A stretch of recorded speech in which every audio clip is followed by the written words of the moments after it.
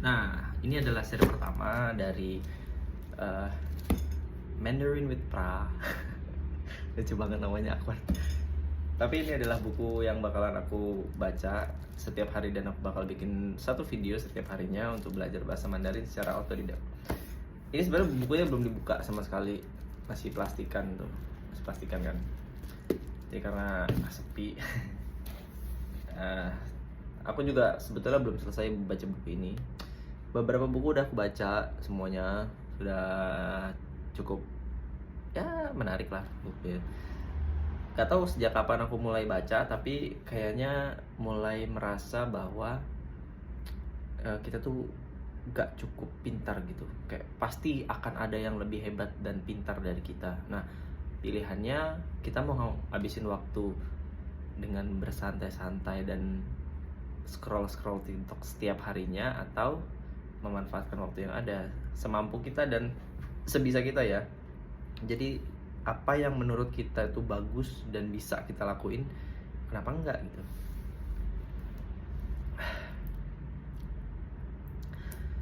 Jadi kita buka aja langsung, oke? Nah, ini dia bukunya, saya buka. Kita akan pelajari buku ini dan didokumentasikan, oke? Oke, atau kalau misalnya TikTok terlalu sedikit kecil atau Instagram terlalu pendek durasinya, kita pakai platform YouTube aja. Jadi jerawat gue anjir nggak hilang-hilang. Pakai platform YouTube aja, jadi biar bisa panjang durasinya. Ini dia. Ini adalah karya Muriani J. Semita, pengajar bahasa Mandarin profesional. Wow, yang bikin buku. Kita buka halaman pertama. Alright, aku dikasih apa nih? Buku ini sudah melewati tahap QC, anjay. Bulan 6. Oh ya, terjualnya. Oke.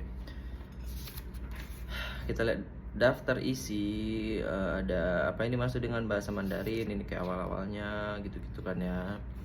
Kenapa di videoin? Karena aku perlu berucap, perlu speaking, namanya bahasa harus diucapkan. Selain bahasa Inggris, actually I'm so excited to learn any languages in the world, but the most excited, the most excited that I want to see or read in this story of the world, that is Bible's Tower. That's how all the people can separate that language, tradition, and all their ancestor or something like that. I want to see that. I want to learn about that, and I want to what really happened in our history from that Tower Bible. Now, actually, this book is using bahasa in Indonesia, and it's very easy to use. Bahasa Mandarin adalah salah satu bahasa dengan jumlah pemakai terbesar di dunia. Bahasa Mandarin secara harfiah adalah bahasa percakapan utara, yaitu bahasa Tionghoa yang dituturkan di sepanjang utara dan barat daya Republik Rakyat China atau RRC. Di RRC, bahasa ini dinamakan Putonghua. Oleh karena itu, kata-kata yang dikenal dalam bahasa Indonesia tidak baku seperti angpau, siaomai, kope, kau-kau, atau bakpao tidak akan ditemukan dalam buku ini. Karena kata-kata itu tidak berasal dari bahasa Mandarin, melainkan bahasa Hokkien. Oh, pantesan mamanya Yohan sering ngomong kope itu tahu semua aja, kayak oh dari Hokkien ternyata. Ejaan yang digunakan dalam buku ini adalah Hanyu Pinyin, yang biasanya disingkat Pinyin saja. Bahasa Mandarin ini digunakan lafal dialek China Utara, Beijing Hua, sebagai lafal baku, tata bahasa dari bahasa daerah negeri China Utara, Peifang Fangyan, sebagai tata bahasa baku, dan kosakata modern dari kesutraan China sebagai kosakata baru. Aku nggak tahu siapa yang bakal nonton, tapi kan who cares? Terus ada bahasa Mandarin juga dijadikan sebagai bahasa nasional Taiwan dengan nama Guoyu. Guoyu. Di Singapura dan Malaysia bahasa ini dinamakan Huayu. Mandarin berasal dari kata Mandarin dalam bahasa Portugis. Istilah ini berasal dari kata mantri dalam bahasa Melayu yang berarti menteri. Kata mantri berasal dari bahasa Sanskerta. Mantrin yang berarti penasihat. Kata Mandarin merupakan terjemahan dari Guanghua yang berarti bahasa pejabat. Awalnya istilah ini digunakan untuk menunjuk bahasa pejabat pemerintahan di ibu kota Beijing mulai dinasti Yuan. Kota Beijing ditetapkan sebagai ibu kota. Silsilah bahasa. Berdasarkan jumlahnya, penduduk negeri China dibagi menjadi dua golongan besar, yaitu yang berjumlah besar mayoritas adalah suku Hanzu, sekitar 94% dari seluruh penduduk, dan golongan minoritas sekitar 6% adalah suku-suku non-Han yang berjumlah 55, antara lain Mengchu, Mongol, Hui, Chuang, Uyghur, Hani. Sebetulnya ini nggak begitu penting, karena ini penting sih. Ini berkaitan dengan sejarah, karena kan saya juga suka sejarah. Dari sudut penutur bahasa, jumlah penutur bahasa Yan Hanyu meliputi 95% dari seluruh penduduk China. Sisanya 5% berasal penutur bahasa non-Han atau bahasa suku minoritas. Dari 95% penutur bahasa Han itu 67% adalah penutur bahasa utara, termasuk bahasa Mandarin, sedangkan sisanya 28% adalah penutur bahasa daerah lainnya. Daerah pemakai bahasa utara paling luas jika dibandingkan dengan bahasa-bahasa lainnya, yaitu mencakup 3/4 wilayah negara China. Oke, gak apa-apa ya, kita baca. Jadi kayaknya mungkin aku bakalan bikin satu video itu 20 menit kali ya, belajar setiap harinya. Nggak cukup pendek dan nggak cukup panjang lah, segitu. Bagaimana dengan bahasa-bahasa seperti di bawah ini? Bahasa Min dikenal sebagai bahasa Hokkien. Daerah pemakaiannya di Fujian. Fujian itu tempatnya si Ip Man kan? Dan Taiwan. Bahasa Kan, daerah pemakainya di Jiangxi. Bahasa Yue digunakan sebagai bahasa Kanton. Daerah pemakainya di Guangdong. Bahasa Hakka, daerah pemakainya di sebelah timur dan tengah provinsi Guangdong, barat Fujian, dan selatan Jiangxi. Bahasa Xiang, daerah pemakaiannya di hutan Hunan. Bahasa Wu dikenal sebagai bahasa Shanghai, daerah pemakaiannya di Zhejiang. Apakah bahasa-bahasa di atas sama dengan bahasa Mandarin? Bahasa tersebut bukanlah bahasa Mandarin. Mereka dikategorikan sebagai bahasa daerah, bukan dialek, karena tidak terdapat saling pengertian antara bahasa-bahasa itu, sekalipun bahasa-bahasa tersebut menggunakan sistem aksara yang sama, yaitu Hanzi. Jadi kayak bahasa Lampung, terus bahasa dialeknya AO gitu kali ya. Ciri-ciri bahasa Mandarin. Bahasa Mandarin mempunyai ciri-ciri sebagai berikut. Ciri umum: bahasa Mandarin merupakan bahasa berton atau bernada, bertone maksudnya. Nah, setiap tone membedakan makna. Jumlah tone dasar ada 4, ditambah non-netral atau tone ringan. Bahasa Mandarin bukan bahasa alfabetis, tetapi bahasa morfemis. Setiap huruf Han merupakan satu morfem yang mempunyai bunyi tone dan makna tertentu. Sebuah morfem terdiri dari 2 jenis fonem, yaitu fonem segmental dan suprasegmental. fonem segmental berupa vokal dan konsonan, fonem supra segmental berupa tone. Bahasa Mandarin tidak mengenal kala, tetapi mengenal aspek. Bahasa Mandarin mengenal penggolong benda. Hampir semua nomina kecuali nian, tahun. Nian itu tahun, atau tian itu hari, kayak ming tian, qing tian, ming tian, qing, lupa. Pokoknya tian itu hari, mempunyai penggolong. Makna jamak dinyatakan dengan sufiks penanda jamak. Ini hanya berlaku bagi prenomina dan nomina orang saja. Misal, tamen, laoshimen, tai-taimen. Ciri suprasegmental, ada 4 tone dasar, nada dasar dalam bahasa Mandarin, ditambah non ringan atau nada ringan. Biasa juga disebut dengan 4 nada, si sheng tiao, si sheng tiao. Keempat tone dasar itu ton, inpin, ton 1, ton yanping, ton shangsheng, ton kuasheng. Ton ringan dapat diberi tanda titik atas di atas vokal inti atau tanpa berpenanda apa-apa. Ton ini bersifat distinktif atau membedakan arti. 4 nada dasar yang dipakai untuk membedakan arti itu adalah sebagai berikut. Nada pertama, nada tinggi datar dengan penanda garis kayak a.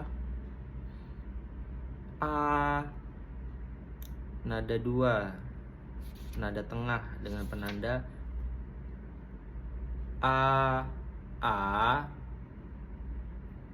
Nada ketiga, nada rendah dengan penanda a. Nada keempat dengan a, gitu ya. Simbol fonetik bahasa Mandarin, Hanyu Pinyin adalah fonetik yang dipakai dalam bahasa Mandarin dan telah dipakai sebagai standar pelafalan bahasa Mandarin secara internasional.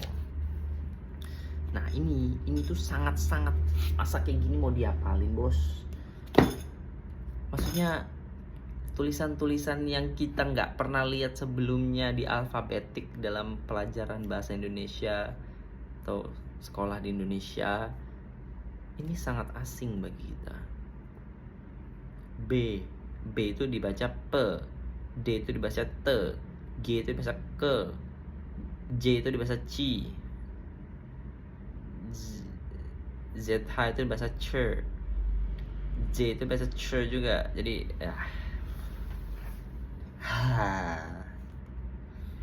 P itu dibaca P, T itu dibaca T, K itu dibaca K, Q itu biasa C, C itu biasa CH itu biasa C, W, H, N, M, S, Sh, S, F, L, R. Contoh kosakata berdasarkan nada. Nih ya, lihat ya. Ini tuh ada beberapa kosakata yang kalau nadanya beda, artinya juga beda. Jadi kalau kita bilang I itu artinya duka cita. Tapi kalau kita bilang bukan. Gimana? I yang nada 2 itu menderita. Tapi kalau kita bilang I itu pendek artinya. Tapi kalau kita bilang I nih, aku cinta, jadinya cinta.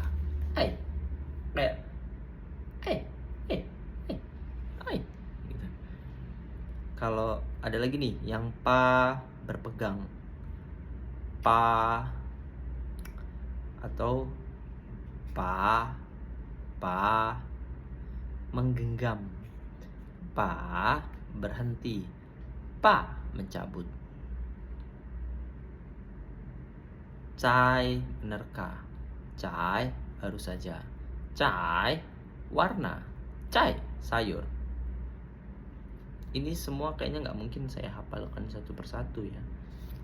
Saya lebih suka ngapalinnya tuh per phrase. Jadi kayak misalkan aku mau bilang kayak dulu belajar bahasa Inggris kan juga gitu, kayak kalau mau bilang aku mau makan gitu, I want to eat. Jadi nggak satu-satu. Pokoknya kalau aku mau makan aku bilang I want to eat, bukan I dulu want to satu-satu gitu, bukan, tapi kayak langsung frasa.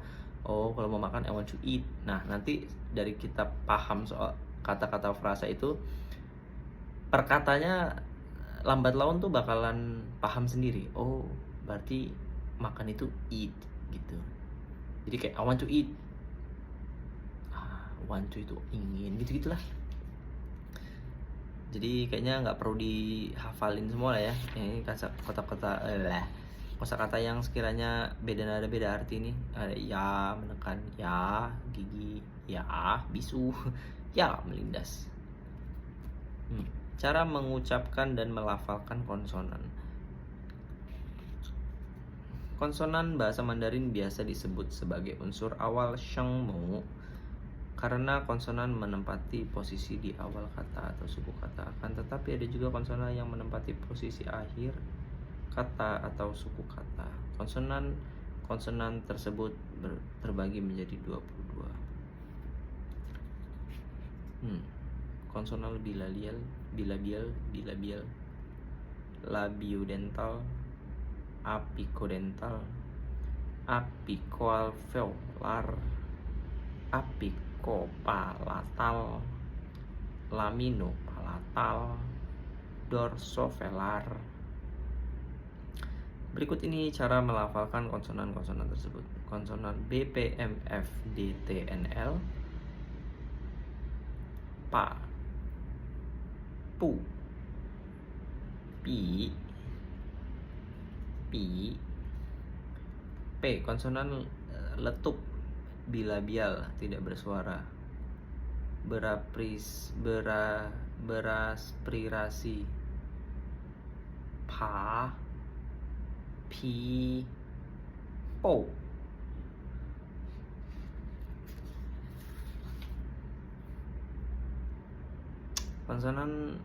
Konsonan lateral apik. Wow.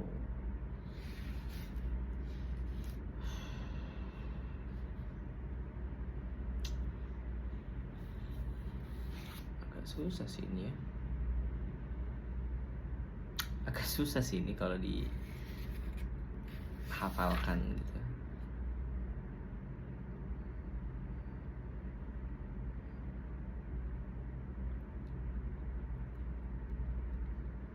Dan sangat sulit bagiku untuk menghafal semuanya ini. Gimana dong? Y, hijau. Le, mengekang. Le,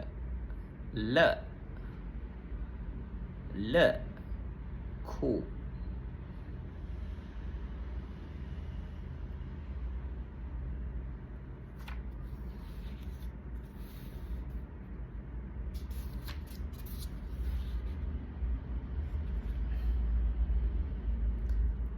Nah, gini aja. Di awal video ini kayaknya kita cukup sampai sini aja. Jadi kan ini tadi kita bahas soal kayak sejarahnya, terus